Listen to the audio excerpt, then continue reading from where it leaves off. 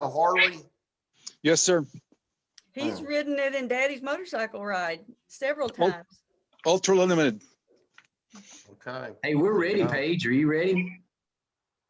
I'll take a look at that. We just Yep. went live to Facebook, so we are live on all our channels. Or Steve Fan, you ready? Okay, you ready? Yeah, I'm not in charge of this party. Welcome to the City of Gallatin Council Committee meeting.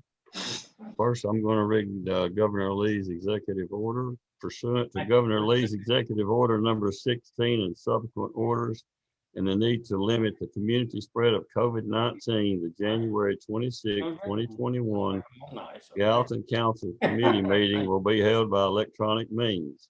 The meeting will be live streamed to protect the public safety and welfare of the council and citizens of Gallatin. Join the Zoom meeting at 1-470-250-9358 or 1-470-381-2552 and enter webinar ID 886-2847-4848.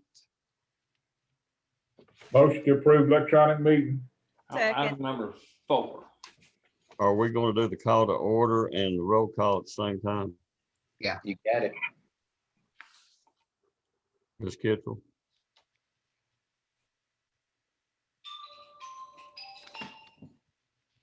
All I got is that they did put the little thing on you and that's it. There's no results of any.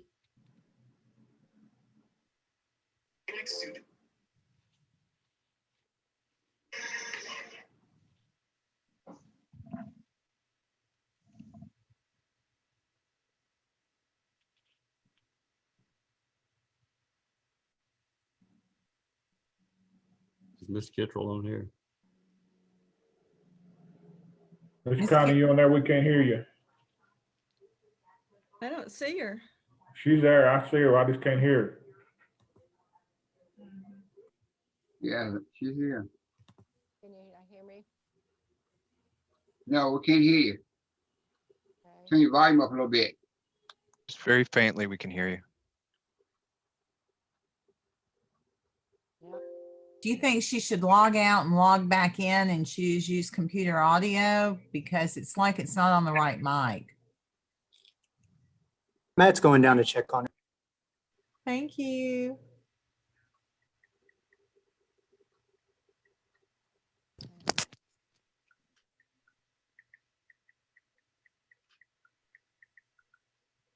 Mayor, you want to call the roll? I can do that. Ms. Kittrell, you can listen. I'll be happy to. Actually, you have to vote and affirm your presence. So I will begin with Councilman Alexander, Present? and you need to vote on holding the meeting electronically as well. Yes. Okay, thank you. Councilman Fan, Yes, and here. Vice Mayor Fennell, Yes, and here. Councilwoman George, Yes, and here. Councilman Hayes, Councilwoman Love, Leave. Yes, and here. okay, Councilman Overton. Yes, and here. Okay, we have a quorum and a unanimous vote to hold the meeting electronically. Mr. Fan. Stay with me Okay. just a second. Next is the approval of meetings, and there's none provided, so I assume we can move on to public recognition.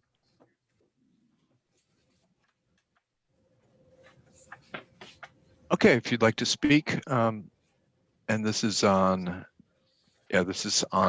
agenda and non-agenda related items. If you'd like to speak, use the raise your hand function. That's at the bottom of your screen. You'll just mouse over if you're using a desktop or the app. If you're calling by phone, you'll hit *9 to raise your hand.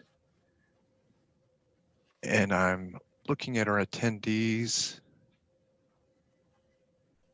Last call, if anybody'd like to speak, please use the raise your hand function. Okay, it doesn't look like anyone would like to speak. Okay, can you hear me now? Yeah. Yes. Yes. Yay. Okay. So now we will do the electronic meeting and attendance. So Vice Mayor Fennell. We've already done that. Control, if it's okay with you, I actually did that in your absence. Okay, I'm sorry. I didn't know that. there was a unanimous affirmative vote to hold the meeting electronically, and everyone is present. Thank you. Wonderful. All right. Okay, we'll move on to the mayor's comments. All right, and this is in honor of Councilman Hayes. I have no comments this evening. Whoa. You're doing a fine job, Mr. Hayes. Fine job. Keep it up. Okay, then we'll move on to the agenda. The world is coming to an end. Number one on the agenda is the 2020 audit with Miss Rachel Nichols. Thank you. We have Karen Stevens and Bob Adams from Blankenship CPA Group here with us this evening to present our 2020 audit. They've got a small PowerPoint they want to do and then briefly cover the highlights of the audit report for last year. Short and sweet, we had a good report. I will turn it over to Karen and Bob. Thank you, Rachel. Can you all hear me? Yes. Great. Well, Bob's got the PowerPoint presentation pulled up and he's going to do the bulk of the talking, but I just wanted to say hello. A few familiar faces out there. Some of you may have remembered that we've been together before. It's been several years and we're so excited to be back with you as your auditors for the city. This is Blankenship's first year serving you guys. And so, you know, this was a new set of auditors for Rachel and her team, and we just appreciate all that she went through in breaking in a new audit firm. So as she said, this is very short and sweet tonight. We've condensed a 120-page report into about 6 slides. So feel free to ask any questions you might have here. And also you can reach us at any time. Rachel knows how to get in touch with us if you have a specific question. But as it says here on the screen, my name's Karen Stevens. I'm one of the partners with the firm in charge of the audit for the city. And then Bob Adams is really the person who is responsible for getting all the work done. He's one of our senior managers with the firm and one of our governmental experts. So Bob, with that, I'm gonna just toss it over to you and let you take over the slides. Okay. Thank you, Karen. Thank you, Rachel. Thank you to all the managers and council members for entrusting us to be your auditors this year. I know as Karen said, we were really excited to be your auditors and hope, really want to provide a lot of value to the city of Gallatin. I'll start off on this first slide here. So as Karen said, we tried to take a 100-page report and condense it down into about 7 or 8 pages with doing meetings on Zoom these days. Hopefully that's make it a little bit easier to follow and just try to hit some of the high points. But, if there's anything comes up during the presentation you have questions on, just feel free to let us know. The audit had an unmodified opinion, or as we call it, a clean opinion. That's pretty standard. That's what you've gotten in the past. It's also subject to government auditing standards, which is for city governments, and then uniform guidance, or what we call single audit. And this is an audit over the grant programs that was required this year, and the threshold for that is $750,000 of federal funding. Requires an extra set of compliance requirements that we have to go through with the city. And then I'm proud to report, and I'll second what Rachel said earlier. There were no material weaknesses and no significant deficiencies. Just really a credit to the team here and the internal controls that the city has in place. I'm ready for yes, please. Thank you. The report, the status of the audit, the report has been issued. It's been filed with the Tennessee Comptroller's Office. It's also been filed with the Federal Audit Clearinghouse. It's been presented to the management and the board, and of course it is public record. Next slide, please. And so the next slide here is the statement of net position. And if you're looking at the report, it's on page 5 is where I took this snapshot. And I know those numbers are a little bit hard to see, but The important numbers that I wanted to just kind of briefly go over is at the very last row down at the bottom, where it talks about it's this total net position, and that's the net of assets and liabilities. And so the city is really strong in this area. From the governmental activities is the general fund and all the other governmental funds, and then the business type activities is the utility funds. So in the governmental activities, you had $134 million of net position at the end of the year. 24 million of that is unrestricted, and that's really good as well, because those with these times with with cities having pensions and dealing with anything in the economy, having a positive unrestricted number is a huge plus for the city of Gallatin. We actually see some cities where that number can be negative. So really strong performance there. And then the primary, or I'm sorry, in the business type activities, which is the utility funds, about just shy of $190 million, 47 million of that is unrestricted. Next slide, please. Thank you. And then this slide here is the fund balance, and that's the number that you're probably most familiar with, because that's what you follow throughout the year with your budgeting and everything. The general fund had about an 8, finished up with about an, and this is actually the second to the last line, and it is actually on page 12, I believe, if you were following in the report. And this is the general fund was just shy of, it ended up at June 30th, 2020 with about just shy of $19 million of fund balance. The capital projects fund ended with about 5 million. Those are the two what we call major funds. All the other governmental funds roll up into the next column, which is about 2 million. So ending fund balance for the city is about just shy of $26 million. Again, there's strong strong performance, and really these are more of a reflection of the long-term avenues that the city has done in the past. Next slide, please. And on this slide here is the utility funds. I've shown them all three here at the top. And then down at the bottom, again, that shows the net position for each of the three utilities, which rolls up into $190 million of we call it net position. Not on the slide, but important to note is, and actually this slide is actually an excerpt of page 17 of the audit report. On page 18 is the income statement.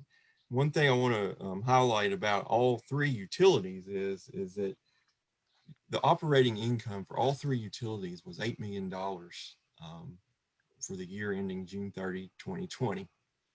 Each of the three utilities had over $2 million of operating income, and that's really strong, because in the utility world, if that operating income gets down or close to a negative number, you could be potentially labeled as a financially distressed utility. And with each of the three utilities at $2 million, you're far from that. So again, just a really strong financial performance for the year. Next slide, please. And so just a few highlights from the rest of the report, just if you need more information. I know I switched back and forth between fund balance and net position, and you're used to seeing the fund balance. The net position actually adds the fixed assets and your long-term debt to your balance sheet. If you ever need to see a reconciliation of those two, it's on pages 13 and 15 of the report, and it lays out a pretty detailed reconciliation if you were ever to get a question about that. General fund budget comparisons start on page 21, and the other funds start on page 66. We didn't see any issues there in the report. Page 31 starts with the footnotes, and it basically covers fixed asset, debt, and retirement plans, and some other miscellaneous areas as well. The statistical data, which is actually prepared by Rachel and her team, starts on page 81. And that's if you wanted to go back and take a 10-year look back at the city of Gallatin. They've got a lot of great schedules back there. For instance, I believe on page 88, they've got a property tax. It shows the property taxes for the last 10 years. And you can see, looking at that schedule and other schedules in this section, you can see the growth that Gallatin has incurred in the last 10 years. And then, as I stated at the beginning, there were no findings in the audit report. If there were, they would start on page 97. Page 97 just provides our internal control reporting, basically noting that there were no findings. And then that's everything I had. Was there any questions or anybody want to add anything to the presentation? I was just going to ask one question. I noticed you didn't say anything about the rainy day fund. Do you think that's in a good position, or how do you feel about that? Yeah, the rainy day fund as part of your unrestricted fund balance is very appropriate. It's one of the things that the city has done in the past to make sure that it remains very stable for the future. And so we didn't see any issues with that fund. As well, you've got another, Bob did not mention it, but stabilization fund related to your pension built into your fund balance net position as well. And so those are both two fiscally responsible types of reserves that a financially healthy city like yourself would participate in. So again, we believe that the city's net position and their, as Bob mentioned, over the course of time and as it stands at the period we audited, are both very responsible and healthy. So even and keep in mind, this is for the year ended June 30th, 2020, which reflects the pandemic from mid-March through the end of June. So you're already seeing in these financial statements the actions that you all took to amend the budget, to reduce expenditures, and to pause or to delay projects. All of that took effect in these financial statements we're seeing, and you still, you still were proactive and had strong net position. Okay. All right. Thank you. All right. Thank you. So it's all great news. It's all really good news. Yes, auditors are always hesitant to say great, but it's really good news. Would y'all have any statistics on how we rate? I think was there 95 counties in the state from like 1 to 95? Is there any statistics that you would have how we rate from 1 to 95? I'm sorry, I'm trying to follow Zoom and I'm not exactly sure who to look at that asked that question, but we actually talked with the mayor and Rachel about statistics kind of all throughout the audit, and benchmarking is one of the things we know you guys are interested in. And so we're working sort of behind the scenes to put together some key benchmarks to be able to share with management. Of course, we don't benchmark municipalities against counties because those two operations aren't really very similar. But what we hope to do is to be able to benchmark the city along with other cities that might have similar operations and be able to provide some information there about utilities, for example, or about capital improvements or some of the various key performance indicators. So that's something that we know you guys are interested in. It's not part of the core audit that we do, but we've certainly seen some things and have some observations that we're planning to share. So I'm sure that as we talk with Rachel and with the mayor in the future, anything that could be of help to this group would be shared with them. So Rachel, I don't know if you want to comment on that at all, or Mayor. Thank you. Rachel, anything? Nothing to add. Thank you. I just want to say that, thank you to the Blankenship CPA group. You guys were really, I get all the feedback I've gotten is that you've been fabulous to work with this year. It's always a bit nerve-wracking, I think, when there are new auditors, but that's where I really want to emphasize a huge thanks, appreciation, and a lot of admiration for our finance department, because I think having new auditors really probably reinforces certainly the finance director's confidence, and I hope all of yours as well, that our department is running things well, is very careful as they proceed, and for all the pressure that she and I both constantly put on staying within budget and being conservative, that these are the times that it pays off, because we are on a positive trajectory, and it's all of us working to do that. So my thanks especially to our finance department and Rachel. Thank you. Kudos. Thank you all for the compliments. Thank you, Mayor. We appreciate it. We're excited to work with you guys. And if you have any questions, please don't hesitate to ask them. Thanks so much. Thank you. Thank you, Karen and Bob. Thank you. Okay, we'll move on to the second item on the agenda. It's ordinance number 02101-2. Ms. Nichols. This is an ordinance to appropriate the funds that we received from the debt issue that we just completed, the bond sale that we had first part of January. We ended up receiving $11,112,853.25 in the sale. Of that, $111,000 and some change will cover all the closing costs related to this.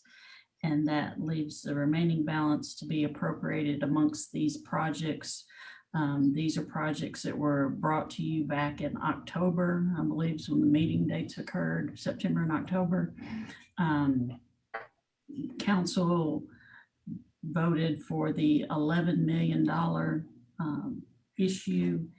And so at the meeting, the mayor had a spreadsheet of the projects and how we would trim down the initial request to the 11 million. And these were the numbers that were agreed upon at that time. We did end up with a surplus. The bond sold for a premium. So we ended up with an extra $1,143.41. And I just plugged that $1,000 into the road allocation because that seems to be our greatest demand right now. If y'all would like me to move that to some other line, I'll be glad to, but it was an extra $11,000. So that's where we plugged that. And these are the projects that were listed. Last week, you gave us permission to move ahead on the Gulf irrigation system. That's the only one that's actually up and running right now or moving forward right now. These others, once we get the funding in place, I'm sure the projects will start moving forward. Motion to, oh, I'm sorry. No, I was just going to mention, when this presentation was made, we noted that we would be reimbursing the general fund $2 million for the land purchases we made in 2019. And of $2 million, we wanted to use $700,000 for the new police and fire training facility out in the industrial park. So that's included in this ordinance as well, just denoting that $700,000 so that that project can move forward as well. So this Motion is, to we send need it to on. do a motion to send it on. Yeah, motion to send it on. Second.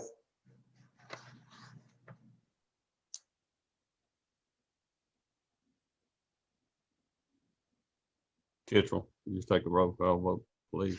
I will. Vice Mayor Fennell, Yes. Councilman Alexander, Yes. Councilman Fan, Yes. Councilwoman George, Yes. Councilman Hayes, Yes. Councilwoman Love, Yes. and Councilman Overton. Yes. 7 ayes, 0 nays. Thank you all. I appreciate it.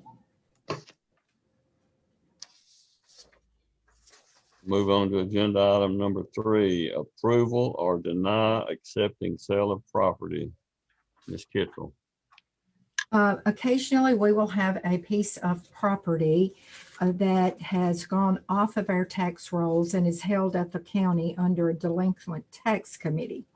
Someone has requested to purchase it's a vacant lot on Oleander Drive.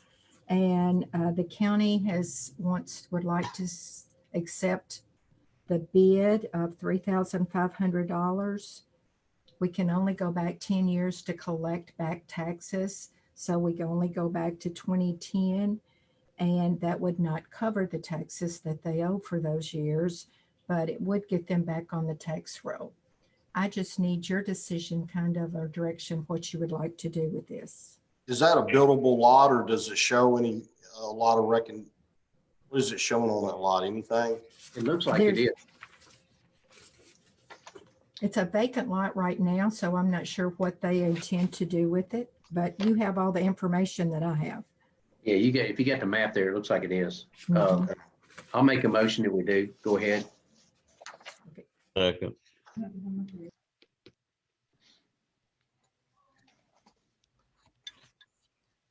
Ms. Kitchell. Okay. Vice Mayor Fennell, Yes. Councilman Alexander, Yes. Councilman Fan, Yes. Councilwoman George, Yes, please. Councilman Hayes, Yes. Councilwoman Love, Yes. and Councilman Overton. Yes. 7 ayes, 0 nays.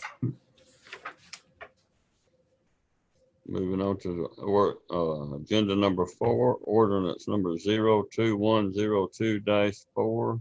Mr. Stewart. Good evening, council and mayor. This ordinance is in a follow-up to Mr. McCord's ordinance on the new fencing rules for the city here. This would align us with the 2018 building code and his ordinance, which would move our permitting requirements to fences and walls that are 7 feet or higher in height. Motion to send it on. Second. Kitchell. Vice Mayor Fennell, Yes. Councilman Alexander, Yes. Councilman Fan, Yes. Councilwoman George, Yes. Councilman Hayes, Yes. Councilwoman Love, Yes. and Councilman Overton. Yes. 7 ayes, 0 nays.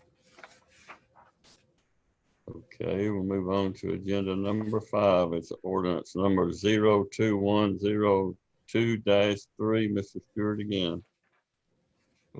Thank you. This ordinance is similar to the ordinance that the engineering department filed earlier in the year. It's to withdraw funds from the Woolhawk account. This ordinance would, or these funds would support the salaries and all the benefits for 2 additional inspectors between now and the end of June. Also give us the ability to pick up the office supplies, office equipment, and a couple of vehicles. Motion to approve. Second. Ms. Kitchell. Vice Mayor Fennell, Yes. Councilman Alexander, Yes. Councilman Fan, Yes. Councilwoman George, Yes. Councilman Hayes, Yes. Councilwoman Love, Yes. and Councilman Overton. Yes. 7 ayes, 0 nays. Okay, we'll move on to other business. Does anyone have any other business they'd like to talk about? I have a few things if you want me to go ahead, or do you want the council to go ahead? Looks like you're up, Mayor. All right. The first is we've had a request from a resident of the city of Gallatin to basically see if the city would be willing to sell the land that is part of the parcel on which fire station number 4 sits on Station Camp. He is interested in putting an office on that piece of property. So Ms. Hy McCauley has researched the issue. There's several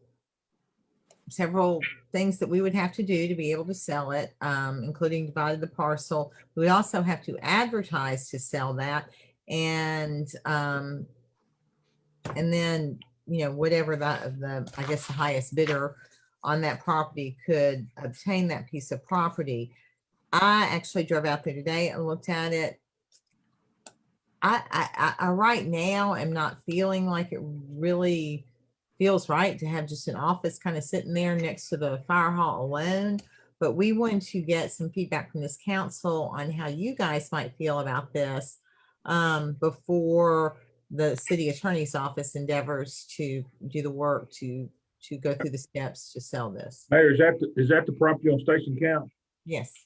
I wouldn't be wanting to do that. I mean, we had a guy give us that property and he didn't give it to us to sell or do anything else with it. He gave us that property for fire station, and I'd be opposed to it because he give us that. And when he called me to give us that property, I mean, he give it to us for fire hall, not to sell to make money off of. Good I'd rather keep it to have, Sorry. Sorry, go ahead, Sean. I'd rather keep it to have the options to do something further down the road. Who knows what we'll need it for? We might want to add an ambulance bay or something at some point. That's the kind of way I was kind of leaning toward in case we might want to hold on to it in case we do want to do some expansion on down the road while we have the property. Yep. How much property is it? That's on station count. No, how much is it? Is it an acre, a half acre, a quarter acre? I mean, I don't know how much we could pull out of it. He's looking for, it's less than an acre. But I appreciate Councilman Overton's perspective because of course that's something that I wouldn't have recalled. But I feel like Ms. Hamakali, I don't know if you want to vote on this or not, but I feel like we kind of have a general perspective of the council at this point to guide us. If there's anyone, may I ask if there's anyone who feels like we should? Do you want to speak up and say that? Does that work, Ms. Hamakali? Is that enough feedback? That works. Thank you. Your Thank famous word, Mayor, they're not making any more line. That's exactly right. Okay, the second thing I have is a property in downtown Gallatin. This is owned by a downtown business owner. There is a parking lot. I don't know if you're familiar with the Enlow building, but if you turn and go down the, I guess the right-hand side of the police department, is that right? Yeah, police department. The Enlow building sits on your right and it has a parking lot behind it. Well, the property owner, I actually approached him about it because he was asking me some questions about the property. But we basically discussed, and he is willing, if this council is willing, to lease that parking lot to the city. And essentially, although we have terms to work through and everything, but the idea is that he would essentially lease it to us for maybe $1 a year, a long-term lease. And we would pave the lot and maintain that lot as long as we used it as public parking. He does have a building. He feels like they will probably use 6 to 7 spaces, but they'll be coming and going type spaces, which would leave us an additional close to 20. I think there's maybe 25 spaces that engineering thinks we can get in that lot. I was interested because I feel like as this courthouse construction begins, that we may be really pressed to find parking for the public and for our city employees as we want to free up as much parking in our lot as we possibly can. So I wanted to bring that idea to you again, not asking you to vote on it officially at this point, but I want your guidance because Ms. Hamakali and her office is going to move forward with drawing up terms if you are favorable towards this, and if you're not, then we're going to let it die. Do we have an idea what it's going to cost to pave it? I think it's $52,000. Does that sound right, Zach? Mr. Wilkinson? Yes, that's correct. It's a little more than just paving it. There's some grade issues, but to get it where it can be used as a public parking, $52,000. I mean, is that worth $52,000 just for use for a year or 2 or 3? I mean, oh, I think we'll be using it long term potentially. I mean, as downtown grows and evolves, I think it's pretty cheap surface parking compared to what you would be paying if you were building or buying something. You say approximately 20 spaces. That's $2,600 per space. and he's going to be using some too, don't forget. So, it's not all, we're not using all 20 spaces. Well, no. I think the total number was in the 25 range, and he felt like his building would have 6 to 7 tenants that would be coming and going. So it would be close. I would like to look at it before we do anything, if you don't mind. Let's table it till the next committee meeting or something. Let us go down there and look at it. Mayor, just one question. Did he show any interest in maybe selling it? Well, I think that, we discussed that. I'm not saying he absolutely would not, but I think as we talked over a lease, that was probably more appealing because the long-term value of the building, I really think he's kind of open, but I think the lease was the thing that kind of felt better to both of us at the time that we discussed it. Again, just to clarify, this is not you guys. I'm not asking you guys to to say, yes, we're going to do this at this point. What I'm asking you for is, should Ms. Macaulay proceed onward with drafting a contract with terms that we could then have you vote on? I'm Well, not why clear don't- on where it is. Yeah, Mayor, would you say again, you said passing the police department, it's on the right? On If the police right, department's on the right, go past the police department and the lot is on the right. kind of like behind Chubb's. I know There's- what you're talking about. Yeah. Okay. That's the one that's kind of behind Dairy Berries. It's not that far down, no. So not behind Star Ranch. Not that far down, no. Is this the one that Randy owns, Mayor? Not any longer. But that's the one he used to own? Yes. Okay. Yeah, that's a good parking lot. That's right there behind the palace and stuff. It's a good parking lot. I'd be curious to know if he'd be interested in selling and what kind of price he would have in mind. And if it's on the lease, how many years would he do? Yeah, why don't you find out some more information? Let's bring it up again in the next committee meeting before we get Susan to take time to do this. Well, And let's look at it. I don't know where it's at. I'd like to go look at it myself. okay, well, it's you can look on an aerial and certainly see it right now if you want. But Well, I'm not gonna do that right now, but we were thinking in terms of 10 years at a time, and he was willing to write in there terms where if either of us were to end the lease, that they would reimburse the city for prorate of our investment, that kind of thing. So he's somewhat open to the terms, and I think, I can see us being open as well, but we've not gone forward with drafting any for consideration. Mayor, one other suggestion while we're talking about that, on the other side of the police department, those 3 houses that's there. I saw last week where one of them's on the market for sale. We've always talked about us purchasing those houses if they ever went on the market to sell. And I understand the one right beside the farmer's market just went on the market for sale. Ooh, I'm gonna look that up right now. Thank you. I drive by it every day and I haven't noticed, so thank you. I think, I forgot, what's his name, he's got it listed, but I think it just went on the market yesterday or so. That's You're the one, talking about the lawyer's offices? the one right beside the farmer's market, yes. Okay. Used to One be where the Jim Oppet, Hunter used to be the Oppet building, I think, is where they used to be. Jim Hunter used to have his office there. and No, then- it's back up beside the farmer's market. Jim Hunter's was on the very end, but it's the same side of the street in the same row of buildings. Jim was just on the very end. This is the one beside of the farmer's market. Is Okay. that Miss Justin Tucker, I think Justin Tucker had it advertised as just put it on the market. Is it in the floodplain? I wouldn't think so. I wouldn't think so. Setting up that high on the hill, I wouldn't think so.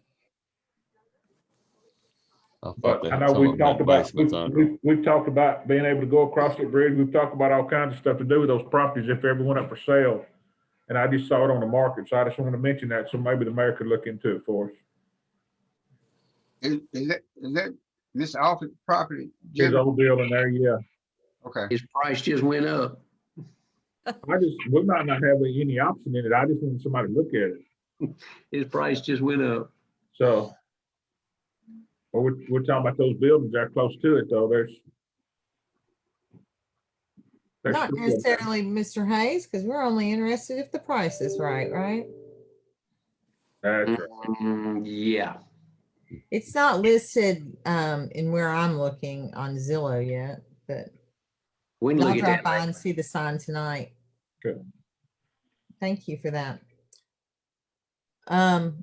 Okay, so where are we with this? Do you guys want to wait and make a determination on how to direct us at the next meeting? Can we do it Yes. under other business? at the Yeah, I next- think we need a little more, Yeah. Next time. work session. Can we do it at the next council meeting? under Next other work business? session. Work session, please. Whatever. And then I also wanted this council to know that Connie Flood and I are working on an employee satisfaction survey to send out to Gallatin City employees. I am going to send kind of the questions that we have collectively drafted to this council and also to our department heads to see if they have any suggestions or any concerns with any of the questions that we're considering for that survey.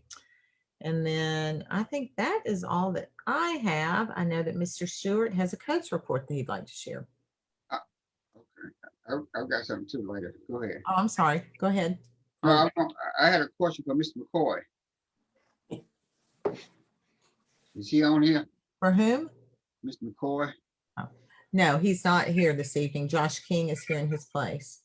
Okay, Councilman Alexander, I'm happy to hear the discussion and answer or provide you an answer back when I can research it, but I'm all ears. Okay, I know last year I asked him to look into like a community grant that we had some years ago where we done some work on people's houses in the community.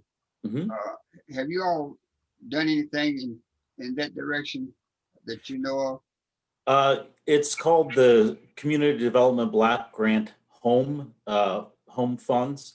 The city has not reapplied. We're still very painfully, slowly going through the closeout procedures with the state. We are encouraging folks to reach out to the Gallatin Sumner County Habitat for Humanity for emergency repairs. And we are building our nonprofit sector up to be able to tackle these grants in coordination with GNRC. So does that mean we're looking into one or we're not? We are looking into closing out the one that we have from about 8 years ago. And we are, when that's closed out, the state will determine our eligibility for a future grant. Okay.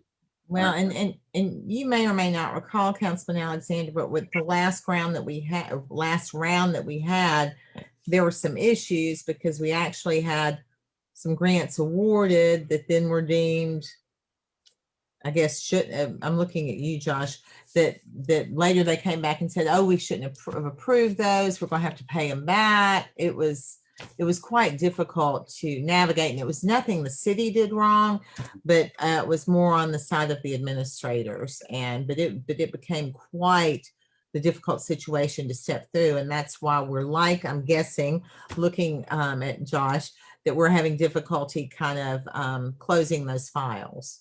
That's exactly right, Mayor.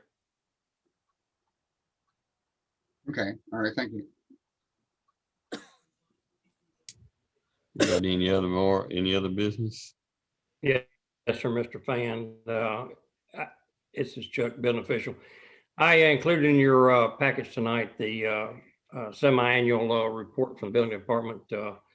As you can see, we've been extremely busy, and on the page 2 there, if you notice that on the valuation, that the valuations for the first 6 months of this year was 1.2 billion into Gallatin. I think that's a pretty significant number to show what our growth has been. I would be able to answer any questions you might have as to this report. I would recommend that if you want to go in depth on it, you give me a call at my office tomorrow.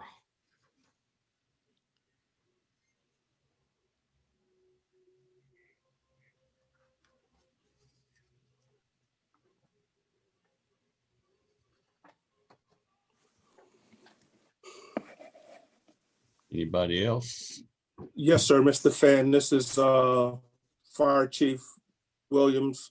We do have a couple of things that we want to bring before the council tonight.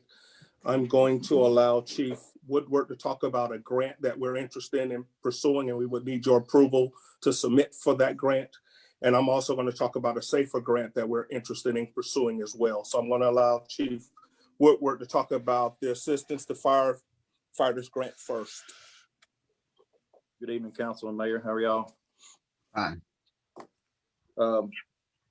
So the reason I'm here tonight, I'm requesting this council's consideration for the Gallatin Fire Department to move forward in applying for the AFG grant to obtain some turnout gear for the department.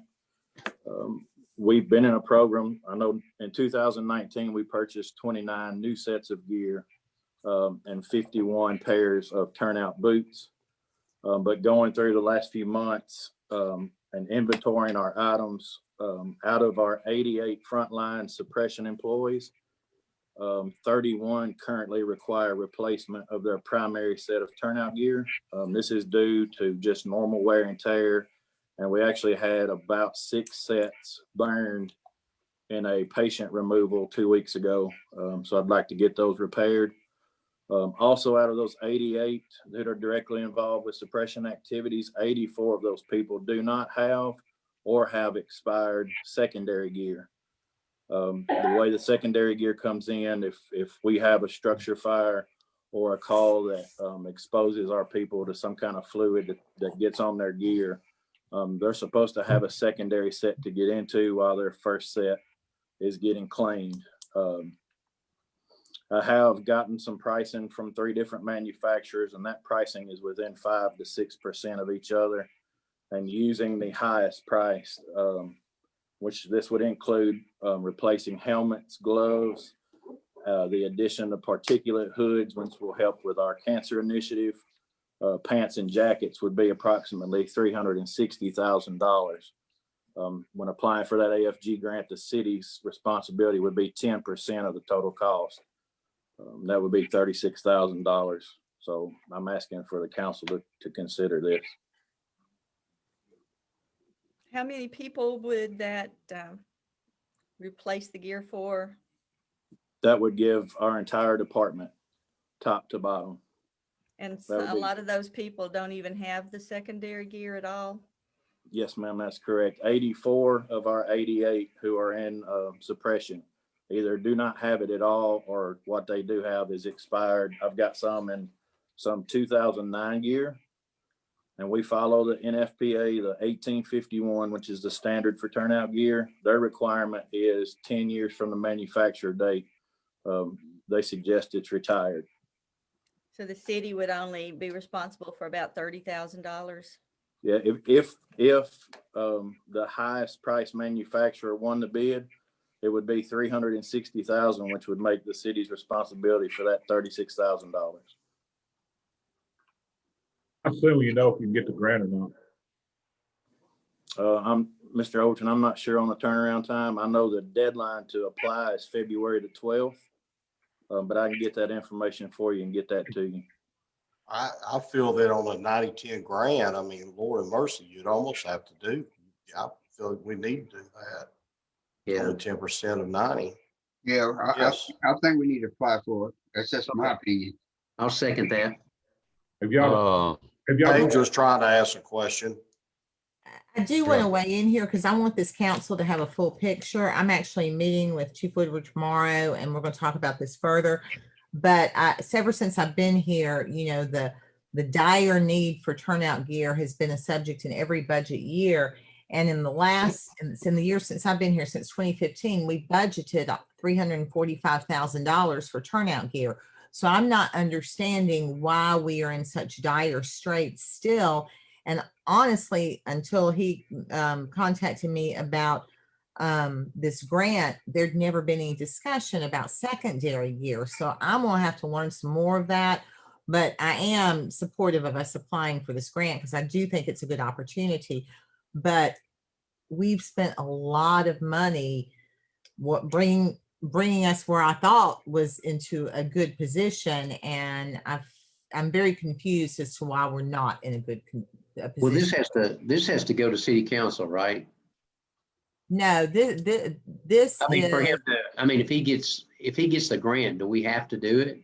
In other words, I mean, I guess you don't, but I don't think it would be well, I mean, I guess good. my I don't think it question would work is, good if we were awarded a grant and did not.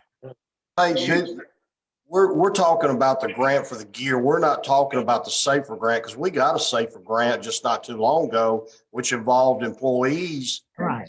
Where, yeah, the grant was paying for the employee's salary up to a certain amount of time, then we had to pick up and take on responsibility of that on our budget. So this is two separate things, right? Yes. This is the AFG grant, and it's for equipment, and it. Chief, I guess my question is, Mayor, would you rather us wait until you meet with him and then discuss it next week or something, or no, what? we don't have the time to do that. I don't believe. Well, I mean, I guess we could vote on it next week, but your deadline to apply is the 12th. Yes, ma'am. I have to have it in by the 12th, but we can go ahead and have everything ready to submit if you wanted me to meet with people or get that information out to the council, I'd be glad to do that. Well, I sense that this council is going to be supportive, but I do think that we all need a real clear picture of exactly the status and why this change in status has happened for our department. But we'll talk tomorrow more about that, and then we can bring it up next week for this council to go ahead and vote on, whether or not to apply for it. But I feel like it will be a positive. I have a question too. Are we recommending the highest bid we have, and for what reason would we do that? That was for budgeting purposes. We can't, it would have to be bid. Right? Okay. Yeah, Councilman Fan, I was just given, of the 3 manufacturers that I spoke with, 360 was the highest cost that I had. So worst case scenario, the city would be on the hook for $36,000. Okay, you're giving the worst case scenario. Okay. Yes, sir. Yes, sir. And you guys are meeting tomorrow. I don't know if we've set a time or not, but I think I said I was available tomorrow and asked Angela to get something scheduled. Yes, ma'am. Thank you for bringing that to us, Scott. Thank you, Mayor, for doing that. Yeah. Thank y'all for hearing me. Are they going to vote on it or not? Got anybody else that wants to speak on other business? Yes, sir. I have one other grant I wanted. I'm sorry, someone else was speaking.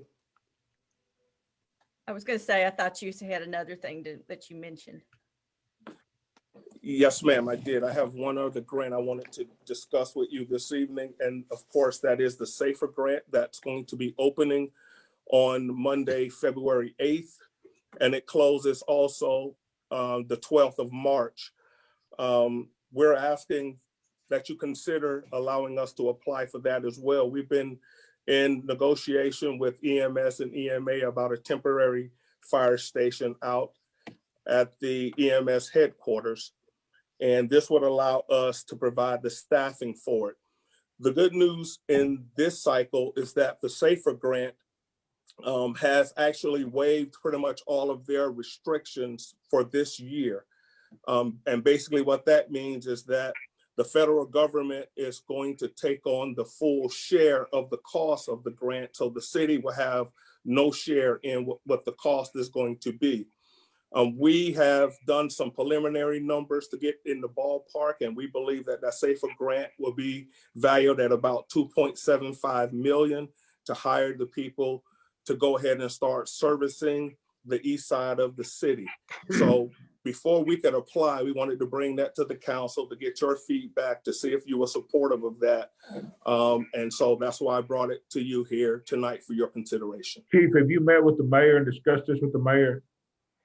We've had some discussion, yes. Okay. Okay, I'll weigh in. I have real concerns about us being prepared to absorb this cost within 3 years when we're just now starting to absorb the cost of the last round of hires. We also are not certain. The information that he's sharing is from a consultant. The final details of the 2020 SAFER grant are not supposed to be released until the 8th. And so we don't have absolute affirmation of what that looks like and what expenses they will be covering. Certainly it's not going to cover an apparatus. I talked to the chief about potentially, because EMS is open to sharing space with us. And we had some concerns about getting coverage out there based on a development that was under consideration that has not been approved at this point. But that opportunity does exist. When I had talked to EMS about it, I said I was looking a couple of years down the road for us to put a crew there temporarily. And then Chief Williams wanted to do it more immediately. I asked about putting potentially our engine there and keeping the ladder truck here in town. He didn't seem to think that was a viable option, but I do think that, when we start looking at our long-term planning and we're only spacing out another crew of firefighters 3 years apart, that's a lot for the city. When you look at our revenue growth and the cost to employ all of our employees on a year-to-year basis, that's really laying some groundwork for a need for an increase in revenue, and you know what that means. So, Chief, I would just ask you, and I think all of us have always supported the fire department, but I would just ask you to get with the mayor and let her make a recommendation as well and see what y'all can get worked out on both of these, and hopefully y'all bring it back to us. Sounds like you got till sometime in the middle of March before you have to apply for this SAFER grant. So if you'll get with her, I'd appreciate it. And February 8th is supposed to be the date for the rollout of the official detail, when FEMA will release the final details, according to our grant coordinator. And I didn't want this brought up until we knew those for certain. Well, the consultant that we referred to, he's been spot on every time. And this is the same process that the SAFER grant did last year as well. It was a 100% on the cost share for the federal government doing last year's SAFER, and they've rolled that over again this year. That's why I brought it, because I feel pretty confident that the consultant is spot on, and it's really a redo of what we did last year in SAFER. So again, I just brought it for your consideration to try to address an issue that we know we have for coverage out in the east side of the city. Just want you to be informed. Thank you, Chief. Hey, I appreciate it, Yes, Chief. sir. You're getting ahead of the game. I thank you so much for that. So appreciate it. Yes, sir. Thank you. Mhm. Any more other business? I will, Okay. hey, Nick Tuttle, did we have a lot of flooding last night? Do we have any problems last night that, other than the one I sent you an email on? We've had a couple calls today, but it really hasn't been too bad from what I can tell. I went out on something today, and also I know Lance has taken a few calls. So it actually wasn't as bad of a rain event as it may have seemed. I guess I think with it warming up and kind of letting the ground get a little bit warmer and thawed out, we haven't had a lot of rain in January, so the ground was able to absorb a lot. Good, thank you. Yes, sir.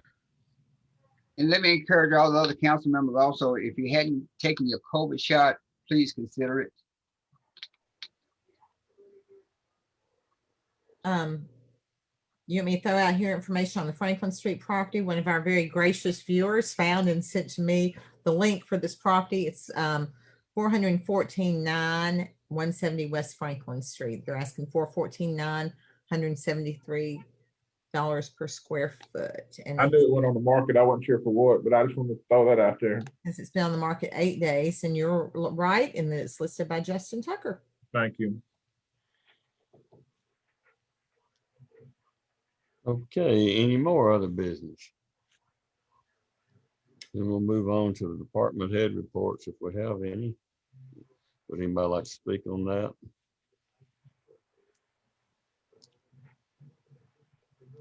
Okay, with that said, would someone like to make a motion to adjourn? Motion to adjourn. Second.